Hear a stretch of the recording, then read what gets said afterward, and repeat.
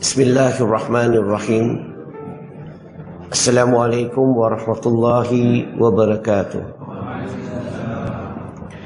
Apa khabar semua? Alhamdulillah, bersyukur kepada Allah Subhanahu wa taala dengan izin dan rahmatnya kita dapat bertemu, dan saya rasa sangat gembira sebab kali pertama saya datang ke masjid ini. Dan saya rasa sesuatu yang sangat-sangat berbeza. Saya tak jumpa masjid-masjid di Malaysia mempunyai setup sedemikian. Saya rasa satu pendekatan yang sangat-sangat elok, sangat-sangat bagus. Ingatkan saya tentang zaman Nabi Muhammad SAW mengenai Masjid Nabawi. Segala-gala urusan aktiviti dalam kawasan masjid. Tapi hari ini nampaknya di sinilah saya dapat, walaupun tak pergi ke Madinah, tapi di sini nama seolah-olah ini Masjid Nabawi bagi saya. Alhamdulillah. Dan kita dah kenal ke belum? Belum kenal lagi? Oh, ingatlah kenal dah. Okey, sedikit pengenalan dalam diri saya. Nama saya Lim Jui Sun. Lim Jui Sun adalah nama saya sebelum Islam, nama lama. Selepas memeluk agama Islam, nama Islam saya sekarang adalah Lim Jui Sun. Sama ke beza? Kurang tepat. Sikit beza. Tajwid je beza. Saya tak tukar nama. Nak tahu tak kenapa saya tak tukar? Tak mau tahu? Mau tahu? Jawapan pendek, suka hati saya. Jawapan panjang, saya tak tukar nama sebab nama Islam ni adalah nama yang mempunyai makna yang baik, maksud yang baik. Tak semestinya perlu dalam bahasa Arab, tak semestinya perlu dalam bahasa Melayu. Yang penting makna yang baik, maksud yang baik. Saya tak tukar nama sebab saya nak ikut sunnah Nabi Muhammad SAW. Kalau kita lihat senario zaman Nabi Muhammad SAW, okey, ramai sahabat yang memeluk Islam daripada bangsa lain, kaum lain. Secara umumnya, Nabi Muhammad SAW tak suruh mereka tukar nama. Selagi nama mereka ni tidak mempunyai unsur syirik, nama mereka ni tidak mempunyai makna, maksud yang tidak elok, baginda tak kacau nama orang. Buktinya, Salman Al-Farisi. Kenal tak Salman Al-Farisi? Dia orang Arab ke Parsi? Dia kekalkan nama Parsi. Bilal bin Rabah. Orang Arab ke orang Afrika? Dia kekalkan nama Afrika. Lim Jui Sun ni orang Arab ke orang Malaysia? Maksud saya, sunnah Nabi ni bila orang masuk Islam, kekalkan nama. Selagi nama tu tidak mempunyai unsur syirik, nama itu tidak mempunyai makna, maksud yang tidak elok, kekalkan. Supaya permudahkan mereka menyampaikan dakwah kepada masyarakatnya sendiri. Tapi budaya di Malaysia berbeza sedikit. Di Malaysia ni, uruf di sini adalah kita galakkan mereka tukar nama supaya mudah untuk kita mengenali dia Islam ke tak Islam. Supaya bila berlakunya kematian, kita tahu dia beragama Islam. Kalau dia masih kekalkan dalam agama nama lama, mungkin orang tak boleh bezakan. Betul? Tapi kelebihan Malaysia juga ada, kita ada IC sekarang, semuanya akan bubur agama kat situ. Maka kalau berlaku kematian pun, walaupun dia tak tukar nama, lihat IC, tekan saja kat JPN, tahu dia agama apa. Maka itu pun boleh bantu menyelesaikan masalah. So, saya tak tukar nama. Saya kekalkan nama, tujuannya nak permudahkan orang masuk Islam. Apa makna nama saya? Maksud nama saya, Lim nama keluarga. Bukan nama saya. Nama keluarga saya. Jui nama keturunan. Saya berketurunan yang ke-27. Saya tak tahu. Melayu ada tak macam ni? Tak ada. Sun nama diri saya. Lim Jui Sun berarti menuju kejayaan. So itu maksud nama saya. So Islamik ke tak Islamik? Sebab itulah saya kekalkan nama. Okey. Cukuplah sedikit perkenalan sebab masa tak banyak. Saya hanya ada 35 minit sahaja. Maka saya akan terus kepada perbincangan pagi ini, iaitu soalan terakhir non-Muslim. Muslimin muslimat yang dirahmati Allah, tahu ke tak tahu? Agama Islam ni agama yang paling cepat peningkatannya di dunia ini. Berarti pengislamannya, masyarakat Islam ni peningkatannya paling cepat di dunia. The fastest growing religion in the face of the earth. Tetapi pada masa yang sama, Islam agama yang paling disalah-ertikan. Bukan saja majoriti orang bukan Islam salah faham terhadap agama Islam. Malahan ada segelintir umat Islam pun kadang-kadang salah faham dan keliru terhadap agama Islam. Betul ke salah? Macam mana boleh wujudnya begitu banyak salah faham? Di mana datangnya salah faham semua ini? Ada banyak sebab yang menyumbang. Yang pertama, media sosial main peranan yang amat besar menyumbang kepada salah faham.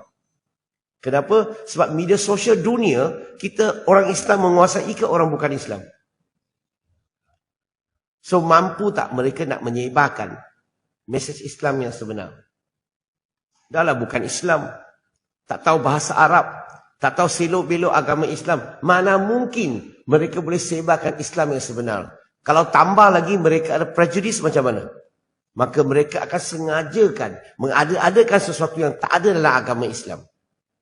Yang kedua, agama dengan budaya tempatan telah campur aduk. Sehingga kita orang Islam kadang-kadang tak boleh bezakan. Ini agama ke, ini budaya. Kadang-kadang dua-dua kita sapu.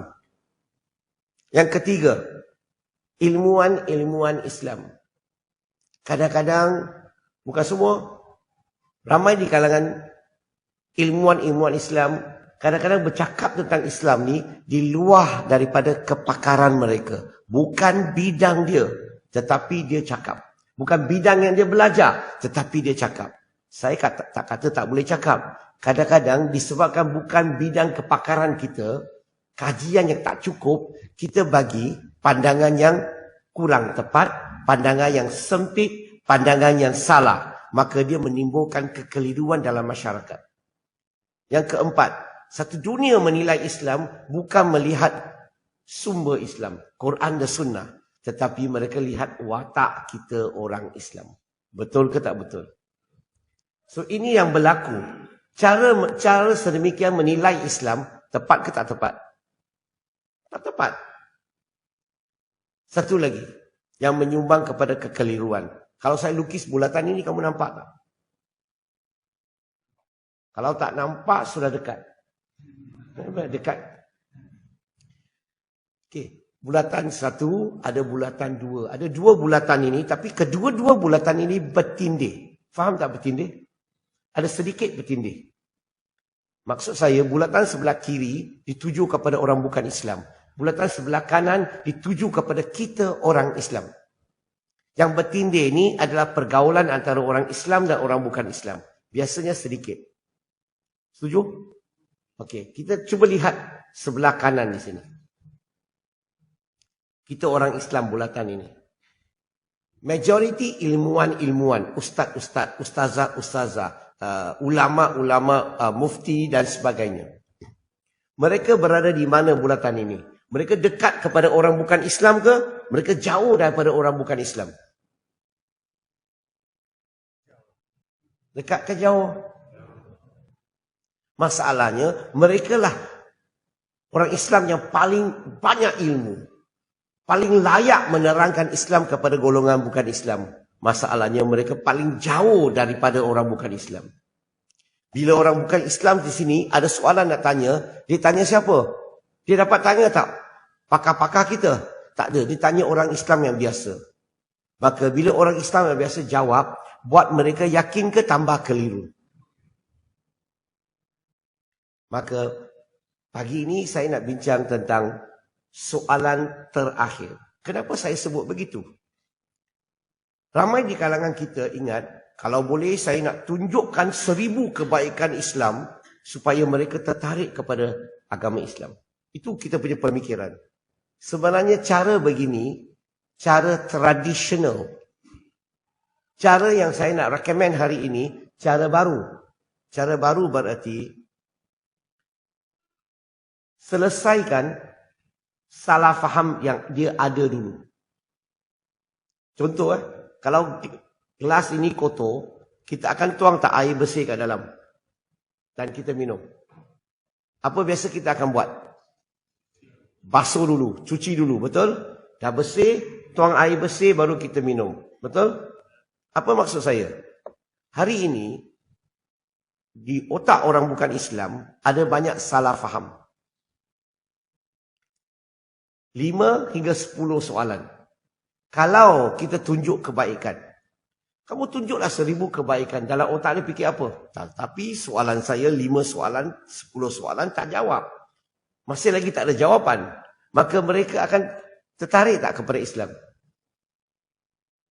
So apa kita buat adalah selesaikan 5-10 soalan yang dia ada dulu. Kalau kita dapat selesai ini, macam kita basuh cawan tadi, dan bila kita tunjuk kebaikan, senang tak mereka tertarik kepada Islam? So ini cara contemporary, cara baru. Okey, apa soalan yang biasa ada daripada orang bukan Islam? Soalan yang terakhir. Soalan yang terakhir. Okey, salah satu soalan adalah mengenai ayat Quran. Iaitu surah Al-Baqarah, surah yang kedua ayat 282. Ayat ini menceritakan tentang pinjaman atau transaksi. Dia kata kalau ada pinjaman atau transaksi, keadaan ini kita memerlukan 2 saksi lelaki. Kalau tak jumpa 2 saksi lelaki, 1 lelaki tetapi 2 wanita. Ayat ini jadi isu yang sangat besar di kalangan orang bukan Islam yang baca Quran. Dia kata kenapa begitu? Kenapa 1 lelaki sama dengan 2 wanita? Bukankah lelaki dan wanita itu sama? So ini persoalan yang biasanya jadi soalan yang terakhir non-Muslim. Macam mana kita nak ulas? Yang pertama, ingat, kalau kita tak buat kajian, jangan gunakan otak kita sebarangan jawab saja. Jangan buat begitu. Kita kena buat kajian. Untuk menjawab soalan ini, kita tak boleh hujah tanpa hadis. Sebab hadis yang akan mengupas Al-Quran, akan menerangkan ayat Quran. Dan juga kita tak boleh lari daripada maqasid syariah. Apa tujuan syariah? Kalau kita dibimbing oleh hadis dan juga maqasid syariah, maka kita akan bagi jawapan yang tepat kepada mereka. Now, bila sebut tentang ayat Quran ini adalah konteks dia adalah tentang transaksi ataupun pinjaman transaksi dan sebagainya. So dia punya konteks. Now, bukan semua keadaan 1 lelaki sama dengan 2 wanita. Dia hanya dalam keadaan ini sahaja. Dalam keadaan lain, tidak. Contoh, wasiat. Surah Al-Ma'idah, surah ke-5 ayat 106. Dalam Quran sebut, perlukan 2 saksi. Lelaki ataupun wanita. Cerai, talak. Surah yang ke-65 ayat nombor 2. Kalau sebut talak ni, kamu perlukan 2 saksi. Lelaki ataupun wanita. Dia bukan semua keadaan. Dia hanya keadaan transaksi itu saja. Dan dalam Islam, ada keadaan lelaki tak boleh jadi saksi. Bila jenazah wanita. Jadi saksi wanita. Maksud saya, bukan semua keadaan itu perkara pertama. Yang kedua, dalam Islam, seorang wanita, saksinya boleh diterima. Apa bukti? Zaman Nabi Muhammad SAW ada hadis sahih yang sebut tentang seorang lelaki, suami, pukul isterinya. Dan isterinya dakwa kepada Nabi, buat komplain kepada Nabi. Nabi terima tak komplainnya? Nabi terima. Nabi tak kata, oh seorang wanita tak boleh, kena 2 wanita. Nabi tak kata begitu. Dalam Islam, zaman Nabi Muhammad SAW ada seorang wanita, dia dipaksa oleh ibu bapanya untuk nikah dengan lelaki. Seorang lelaki yang bukan pilihan dia. Maka dia tanya kepada Nabi Muhammad SAW. Dia kata, saya dipaksa. Maka Nabi pisahkan mereka. Dakwaan seorang wanita saja. Dan sebuah hadis lagi. Ada satu pasangan, suami isteri. Mereka kedua-dua ni semasa kecil, ibu susuan di sini. Betulkah bahasanya? Ibu susuan. Dan ada seorang wanita, dia komplain kat Nabi. Dia beritahu Nabi bahawa saya kenal mereka berdua sejak kecil. Mereka ni memang ibu susuan, satu ibu yang menyusu mereka. Maka Nabi pisahkan mereka. Berarti seorang wanita, saksi boleh diterima. Tapi apa isunya soalan ini? Surah Al-Baqarah ayat 282. Isu ini adalah mengenai, kalau dalam bahasa Inggeris dia kata competent. Layak. Competent. Kenapa dia perlukan saksi sedemikian? Competent ini, kalau kita tengok zaman Nabi Muhammad SAW, wanita ni biasanya suri rumah. Yang keluar bekerja, keluar buat trading, urus niaga, jual beli. Siapa? Pihak lelaki. Maka pihak lelaki lebih berpengalaman dalam konteks ini. Okay, lelaki lebih competent berbanding dengan wanita. Sebab itulah dia perlukan seorang lelaki, dua wanita. Bukan kerana wanita ada kekurangan. Kenapa dia perlu begitu? Kenapa mau bincang tentang isu saksi? Tujuannya untuk membantu hakim untuk membuat keputusan. Lagi banyak saksi yang kuat, lagi mudah untuk hakim buat keputusan. Tapi hari ini, budaya mula berubah. Lelaki belajar bidang wanita. Wanita belajar bidang lelaki. Betul ke tidak? Maksudnya, sekiranya wanita itu boleh buktikan kepada hakim, dia belajar kat universiti bidang ini. Dia sehingga PhD bidang ini. Dia kerja dekat syarikat besar Petronas dalam bidang ini. Dan dia memang kompeten, dia memang mahir dalam bidang itu. Dia memang pakar dalam bidang itu. Dan kalau dia boleh buktikan kepada hakim, dia kompeten, dia memang mahir, dia memang pakar, maka saksi dia sama dengan seorang lelaki. Seorang wanita sama dengan seorang lelaki. Boleh faham? Satu lagi. Soalan yang sering kali dikemukakan oleh golongan bukan Islam. Di Malaysia, saya bagi konteks di Malaysia. Adalah mengenai harta pusaka. Ramai orang bukan Islam nak masuk Islam. Tapi mereka risau tentang harta pusakanya. Harta dia. Kalau dia mati, harta tu pergi mana? Maka harta tu boleh tak dikembalikan kepada ahli keluarga dia yang bukan Islam? Boleh ke tak boleh di Malaysia? Hello? Tak boleh. Tak boleh. Dia tidak boleh dibahagikan faraid pun kepada keluarga yang bukan Islam. Kalau dia tak ada anak, Baitul Mal akan ambil semua. Maka non-Muslim risaulah. Tiba-tiba saya dibesarkan oleh mak bapak. Mak bapak belanja wang bagi saya belajar. Bila habis belajar, mak bapak bagi modal saya berniaga. Tiba-tiba saya jadi jutawan, or millionaire, or billionaire. Tiba-tiba saya masuk Islam, saya mati, 1 sen pun mak bapak ahli keluarga saya tak boleh dapat. Sebab itulah ini yang jadi kerisauan bagi mereka yang dah masuk Islam. Macam mana kita nak bantu dia? Apa penyelesaian yang kita boleh bagi? Yang pertama, kita kena faham dulu. Ini bahagian pertama saya cakap untuk you faham. Bukan you terangkan kepada orang bukan Islam. Yang pertama ni, dia mengenai hadis sahih tu. Yang sebut tentang kita orang Islam tak boleh mewarisi harta orang kafir. Dan orang kafir tak boleh mewarisi harta kita orang Islam. Ini hadis. Vice versa lah. Kita tak boleh mewarisi harta dia, dia tak boleh mewarisi harta kita. Itu yang pertama. Yang kedua, ulama mula kupas perkataan kafir. Apa yang Nabi cuba cakap ni? Kafir mana satu? Kafir harbi ke kafir zimmi? Maka didapati bahawa rujukan Nabi adalah kafir harbi. Kafir yang memerangi kita. Macam Zionis di Israel.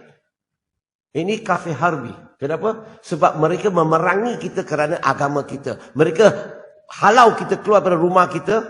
Maka golongan ini adalah kafir harbi. Maka kita tak mewarisi hartanya, dia tak mewarisi harta kita. Tetapi di Malaysia secara umumnya, majoriti orang bukan Islam, dia adalah kafir zimmi. Mereka bayar teks. Betul? Walaupun dia tak suka Islam, dia tak minat Islam, tak ada masalah. Dia bukan memerangi kita. Maka dia kira zimmi. Maka ulama di Malaysia pilih pendekatan, kita boleh terima harta dia. Tapi tetap dia tak boleh terima harta kita orang Islam. Itu yang diamalkan di Malaysia. Nah, macam mana kita nak bantu mereka untuk menyelesaikan supaya mereka tak perlu risau, supaya mereka boleh masuk Islam? Ada banyak jalan keluar dalam Malaysia. Yang pertama, bagi tahu dia, kalau kamu masuk Islam, perkara pertama kamu boleh buat adalah kepada mak bapak, adik-beradik kamu kat rumah, adalah kamu boleh buat hibah. Kamu boleh bagi hadiah. Hibah, tahu hibah? Artinya kamu nak bagi mak sebiji rumah, bapak satu kedai, adik-beradik satu kereta. Itu terpulang. Hibah kamu boleh bagi bila kamu masuk Islam. Itu penyelesaian yang pertama. Yang kedua, dia boleh selesai adalah dia boleh buat wasiat. Dalam Islam, wasiat ini maksimum 1/3. Dan dia boleh bagi sesiapa yang dia suka. Muslim atau non-Muslim. Kamu boleh buat wasiat. Itu maksimum 1/3. Sebenarnya yang pertama tadi, hibah dengan wasiat, sudah cukup banyaklah kamu boleh bagi. Betul ke tidak? Tapi orang tu kata, tak ada lim. Semasa saya hidup, saya yang akan uruskan harta tu. Saya tak nak bagi dulu. Saya nak bila saya mati. Dalam Islam, di Malaysia, kita ada satu produk lagi. Namanya dipanggil trust. Orang sini pernah dengar tak perkataan trust? Tak pernah dengar? Tak biasa? Okey, macam ni. Saya gunakan bahasa biasa. Hibah adalah semasa kamu hidup, kamu bagi. Trust ni macam hibah juga, tetapi bila kamu mati, harta tu akan dipindahkan kepada orang yang kamu telah hibahkan. Boleh faham ke?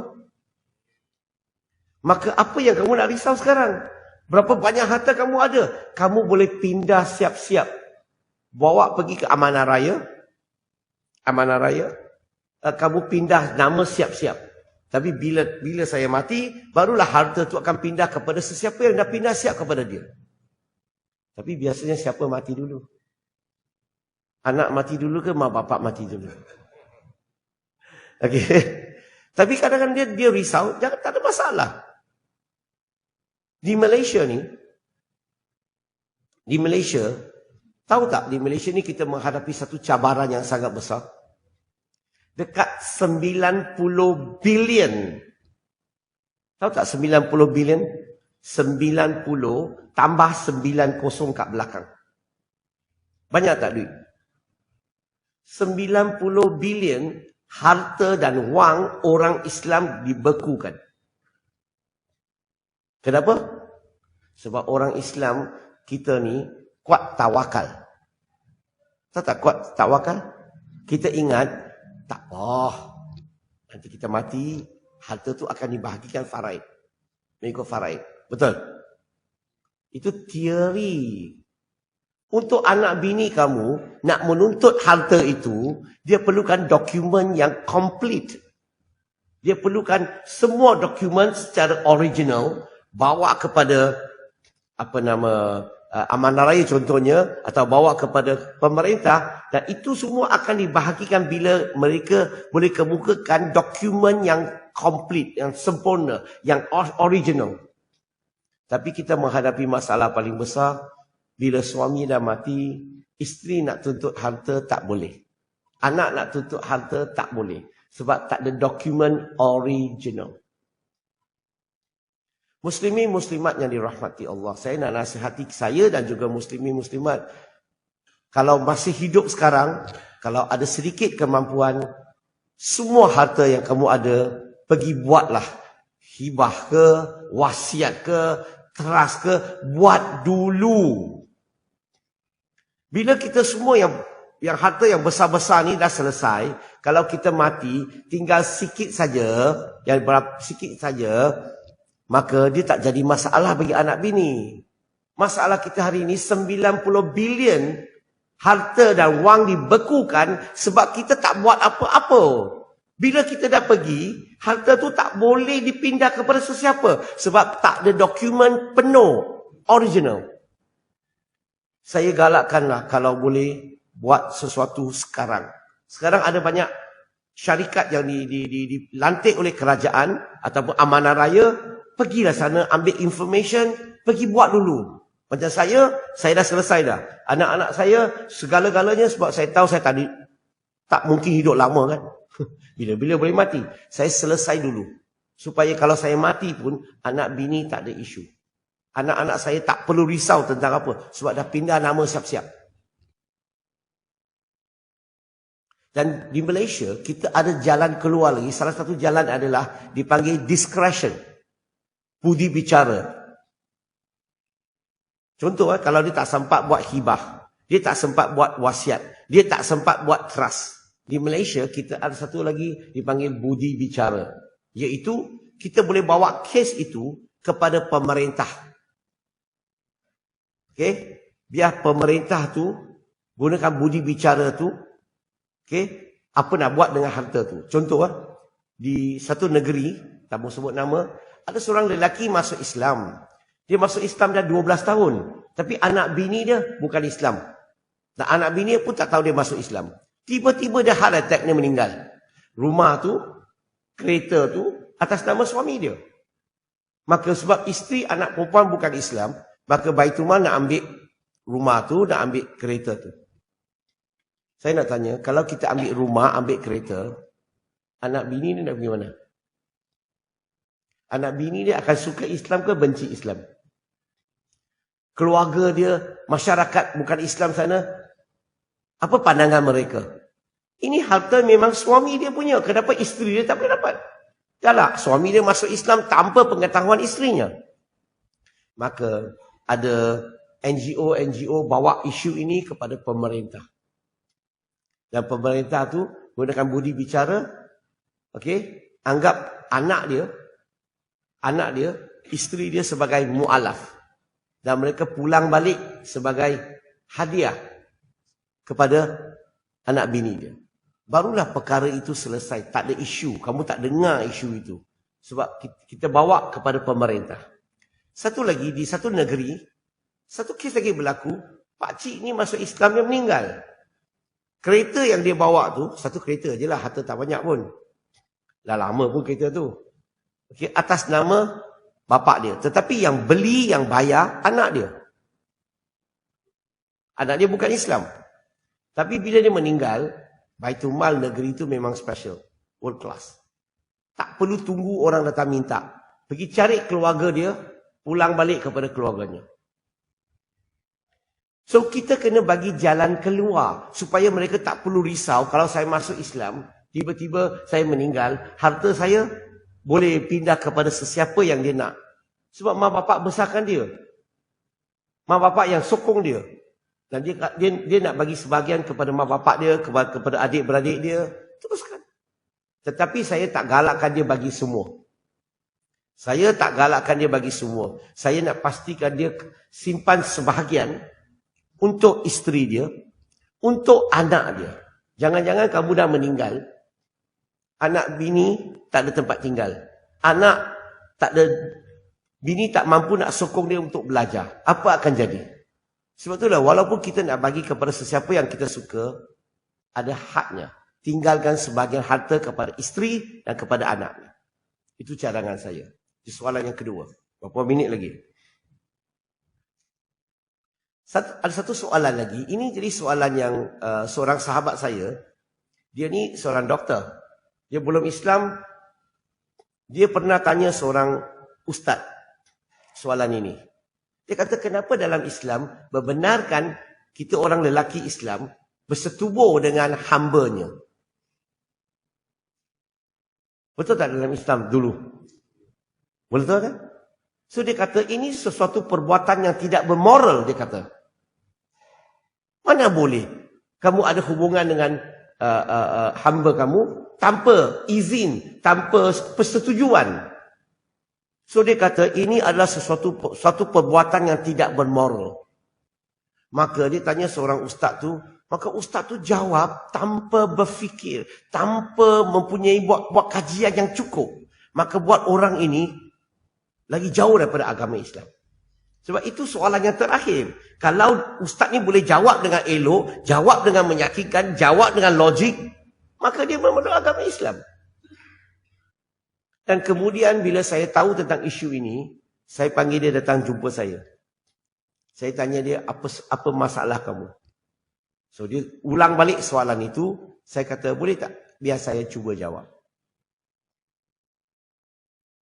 Saya cakap dengan dia, perkara pertama, tak boleh bandingkan keadaan dulu dengan keadaan sekarang. Kenapa? Sebab dulu-dulu mempunyai hamba ni perkara biasa. It is a norm. Sekarang ada tak perkara ini? Seolah-olah tak jumpa kan? So kamu kena faham keadaan dulu. Itu yang pertama. It is a norm dulu. Dan dulu-dulu orang yang memiliki hamba abdi, mereka mendera, layanan mereka terhadap hamba abdi ini sangat-sangat kejam.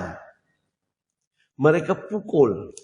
Mereka selain ada hubungan, mereka boleh share hamba tu yang sama tu kepada kawan-kawan, kepada member-member, macam main bola lah. Okey? Dan mereka tak bagi tempat yang tidur yang okey. Mereka tak bagi makan minum yang okey. Ada di kalangan mereka dibawa jadi pelacur untuk majikannya untuk dapatkan keuntungan.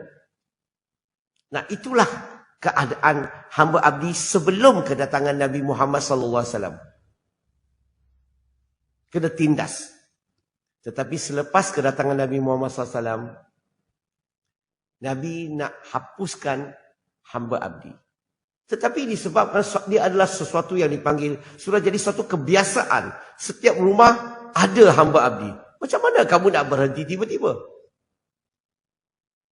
Maka dia kena buat slow and steady.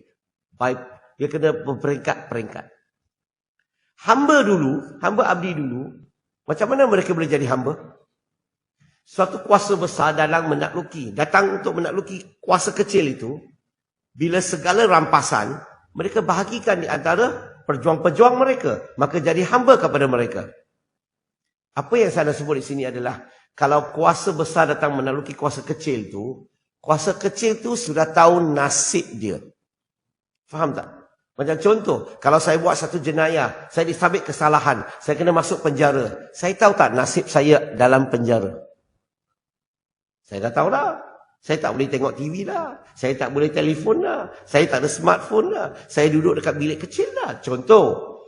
Berarti bila masyarakat mereka dinakluki oleh kuasa besar, maka mereka ni faham dah. Dulu mungkin mereka ni jadi princess. Tetapi bila kuasa besar menakluki mereka, mereka akan jadi hamba. Dan mereka tahu tak nasib mereka? Mereka kena kerja keras. Mereka kena layan majikannya. Dan juga majikan akan ada hubungan dengan mereka. Itulah mereka tahu nasibnya. Tetapi kedatangan Nabi Muhammad SAW, Nabi letak syarat untuk orang yang memiliki hamba abdi. Syarat itu apa? Kamu tak boleh jadikan dia pelacur. Syaratnya, kamu boleh ada hubungan, tak boleh share dia dengan orang lain. Ketiga, dia berhak beragama Islam, membaca Quran, dia berhak bersolat. Kadang-kadang baik hak kepada dia nak berpuasa.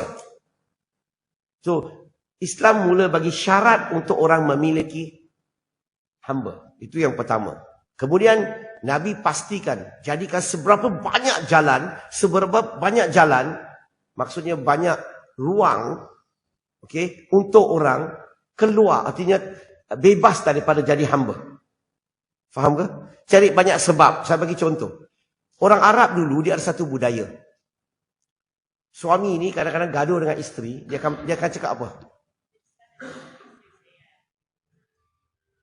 Kamu ni macam mak saya. Dia akan marah isterinya, you ni kan macam mak saya. Dia marah isterinya. Macam tu. Artinya isteri dia macam mak dia. Dah marah, malam bersetubuh. Isteri tak selesa. Dan wanita tu pergi komplain kepada Nabi Muhammad sallallahu alaihi wasallam. Pergi rumah Nabi, komplain. Dia kata, suami saya setiap kali marah saya begini. Malam tu tidur dengan saya. Pendekkan cerita. Nabi Muhammad SAW, bila dia pergi komplain kat Nabi, Nabi diam. Sebab Nabi tak ada wahyu. Tanpa wahyu, maka Nabi diam. So apa berlaku? Bila wanita tu keluar dari rumah, Allah turunkan wahyu kepada Nabi. Dan disuruh masuk balik rumah. Dan Nabi cakap dengan wanita tu, mulai saat ini, kalau suami kamu cakap perkara ini sekali lagi kepada kamu, maka suami tak boleh kembali kepada kamu lagi. Tak boleh bersama dengan kamu, melainkan dia bagi makanan kepada 60 orang miskin. Ataupun dia berpuasa 2 bulan berturut-turut.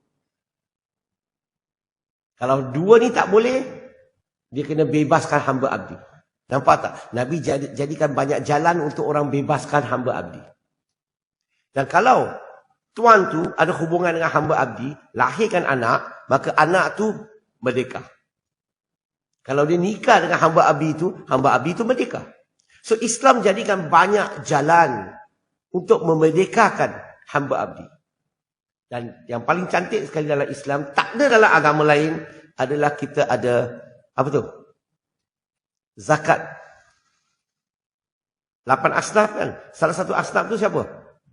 Hamba. Kalau kita jumpa hamba abdi hari ini, kita boleh pergi Baitul Mal, laporkan perkara ini, dapatkan duit, kita bebas, merdekakan dia. Maksudnya, Islam ada sistematik. Cari banyak sebab, bebaskan hamba abdi. Dan, pada masa yang sama, tutup seberapa banyak jalan, supaya orang tak boleh jadi hamba abdi. Yang saya nak sebut di sini adalah, isu ini berlaku zaman Nabi Muhammad SAW dan sebelum itu. Tapi persoalan saya, ada tak mana-mana agama yang memperjuangkan untuk membebaskan hamba abdi? Agama-agama utama dunia telah wujud. Tak ada satu pun berjuangkan perkara itu, melainkan Islam yang dibawa oleh Nabi Muhammad SAW. Ingat lagi tak Imam Hasan Basri? Kisahnya adalah dia bagi khutbah Jumaat. Dan didatangi ramai hamba abdi. Dan hamba abdi ini, selepas khutbah Jumaat, minta imam, boleh tak? Minggu depan kamu bagi khutbah lah. Minta karya untuk bebaskan hamba abdi. Ada, sebab mereka tak nak jadi hamba abdi. Maka, Imam Hasan Basri kata, InsyaAllah. InsyaAllah kita ni best kan? Saya sangat takut dengan orang Melayu ni. Dulu-dulu sebelum Islam. Bila buat appointment, dia cakap insya-Allah, lagi kuat insya-Allah maksudnya tak datang. Maka Imam Hasan Basri kata insya-Allah. So minggu depan, hamba abdi datang ramai-ramai, tunggulah. Harap dia bagi khutbah tajuk itu, bebaskan hamba abdi. Tapi dia tak cakap. Minggu depan lagi, tak cakap. Minggu depan lagi, tak cakap. Hamba abdi kata, kenapa ni kamu janji kata mau cakap? Cakap insya-Allah. Dan banyak kali Jumaat dia tak cakap. Dan kemudian tiba-tiba Jumaat itu, satu Jumaat lagi, dia galakkan karya untuk membebaskan hamba abdi. Maka hamba abdi tanya kepada imam tu, kenapa kamu makan masa begitu lama? Kamu janji dah cakap. Dia kata, kalau saya cakap, suruh orang bebaskan hamba abdi, senang saya cakap. Orang akan ikut tak? Saya lambat sebab saya simpan duit. Saya nak pergi beli satu hamba abdi. Dan saya bebaskan hamba abdi dulu di depan karya dan minta mereka ikut saya. Barulah karya ikut. Hikmah tak cara dia? Sangat hikmah. So, ini bila saya terangkan, orang faham proses itu. Okay? Proses itu. Maka Islam sebenarnya menyelesaikan masalah hamba abdi. Dan kalau kamu tengok keadaan ini, ada hubungan dengan hamba abdi ini, itu suatu kebiasaan. Tetapi Islam letak syarat. Dan yang paling penting, untuk bebaskan hamba abdi. Oh, masa saya pun sudah habis. Saya nak cakap lagi, tapi masalahnya, masa sudah habis satu. Saya ada bagi latihan lagi satu tempat lepas ini. Dah penuh dah tempat tu, saya tak boleh ajak kamu semua. Dah full house. Saya akan bagi latihan dakwah. Okey, tapi sebelum saya berhenti, untuk pengetahuan muslimin muslimat, kalau sesiapa yang minat nak baca tulisan saya, terutamanya buku ni, 40 hikmah akhlak Nabi Muhammad SAW, akhlak Nabi yang terbaik berdasarkan 40 hadis sahih, kisah dia kat sini. Baca buku ini dan kalau boleh share dengan kawan non-muslim. Sebab mereka akan tertarik dengan akhlak Nabi yang begitu mulia, begitu cantik sekali. Begitu mulia, begitu cantik sekali. Yang kedua, tuduhan terhadap Nabi Muhammad SAW. Na'udzubillah, tuduhan terlalu banyak sekali. Tuduh Nabi menipu, Nabi gila seks, Nabi nikah dengan kanak-kanak dan sebagainya. Brother Lim ulas di sini supaya kita boleh baca dan kita boleh tahu jawapan. Sekurang-kurangnya ajarlah anak bini kamu kat rumah tentang jawapannya. Dan kadang-kadang anak kita dalam sosial media akan terbaca, terdengar soalan ini, mereka tak kelang kabut. Dan satu lagi adalah buku hubungan dengan non-Muslim. Berarti boleh tengok di luar lah masjid nanti. Siapa-siapa yang ingin nak beli boleh tengok di luar. Dan sebelum saya berhenti, last, perkara yang terakhir. Di Malaysia, negara Islam. Di Malaysia ada banyak masjid surau. Memang banyak. Belajar Islam, banyak kuliah dalam masjid surau. Ada sekolah pondok, ada sekolah tahfiz, ada institut, ada college, ada universiti. Setuju? Nak belajar bidang-bidang apa, semua ada. Satu bidang aja tak ada. Kita kekurangan sesuatu.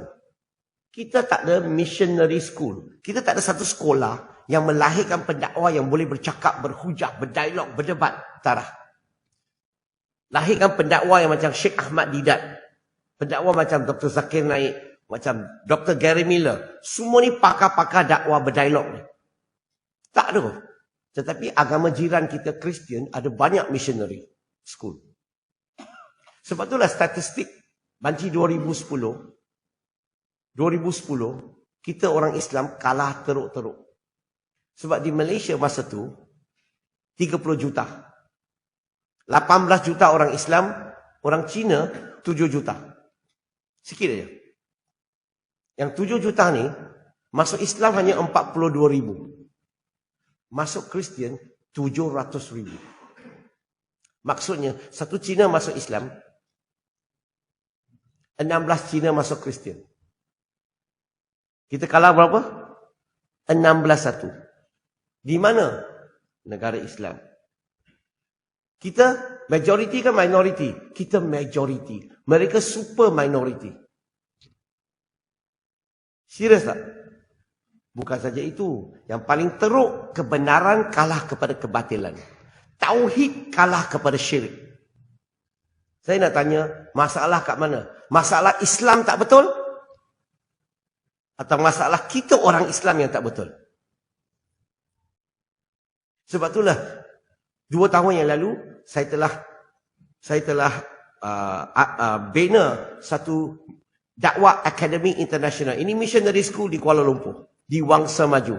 Kami beli bangunan 3 tingkat khas untuk melahirkan pendakwah.